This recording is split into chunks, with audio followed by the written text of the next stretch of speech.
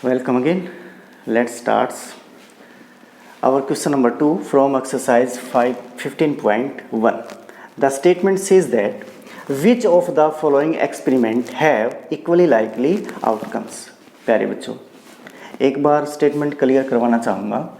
आपको ये बताना है कि ये आपको कुछ स्टेटमेंट गिवन है, इनमें से कौन सी स्टेटमेंट जो है इक्वली लाइकली स्टेटमेंट्स है या जिनकी प्रोबेबिलिटी जो है वो इक्वली लाइकली है, उसके जो इवेंट्स हैं वो इक्वली लाइकली होंगे और किसके नहीं होंगे।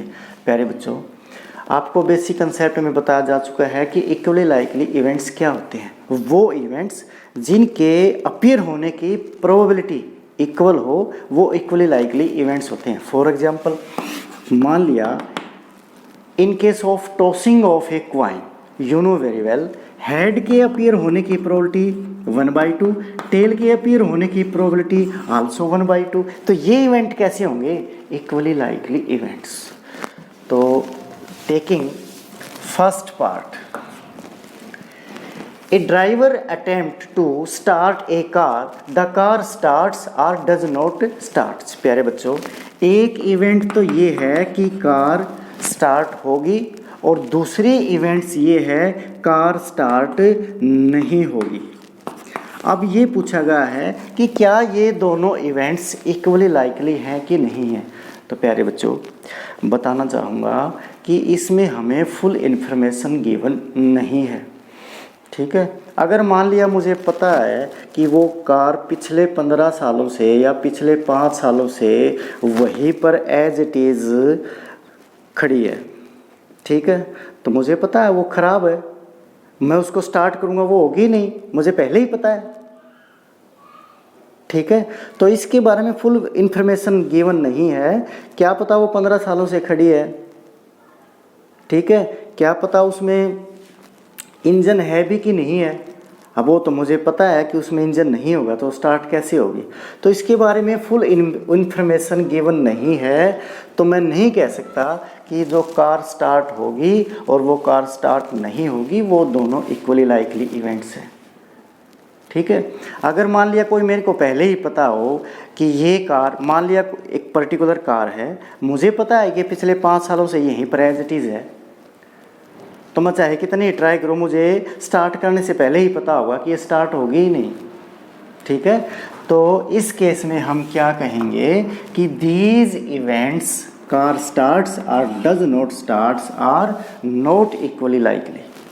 ठीक है, second part, a player attempts to shoot a basketball, she hit और मिस द शॉट्स। प्यारे बच्चों, इसमें भी एग्जैक्ट सिचुएशन क्लियर नहीं है। मान लिया मैं यहाँ से अपनी इस पोजीशन से एक बास्केटबॉल हिट कर रहा हूँ, अपोजिट में जो दूसरा प्लेयर है वो क्या पता उसके नियर अबाउट हो ही नहीं, क्या पता वो जो बॉल है वो उससे कितनी दूरी पे है। हाँ, अगर वो उस पर करीब करीब है तो मे बी वो हिट कर दे। तो इस केस में भी जो सिचुएशन वो है वो क्लियर नहीं है। In this case also the situation not equally likely.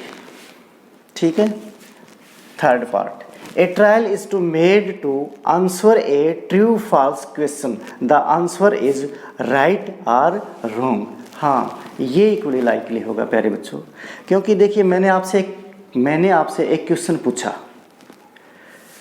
या तो आप उसका सही आंसर दोगे या गलत आंसर दोगे। ठीक है, अब दोनों की प्रोबेबिलिटी जो है सेम होगी। ठीक, इसके बाद fourth part, a baby is born, it is a boy और girls, it is also a equally likely. ठीक है, जन्म से पहले हम प्रिडिक्शन नहीं कर सकते कि whether it is A baby boy और ए बेबी गर्ल्स, तो दोनों के अपीयर होने की जो प्रोबेबिलिटी है डियर स्टूडेंट वो हमेशा इक्वल रहेगी। उम्मीद है प्यारे बच्चों ये क्वेश्चन आपको बड़ी अच्छी तरह से समझ में आया होगा। Now thank you, have a nice day.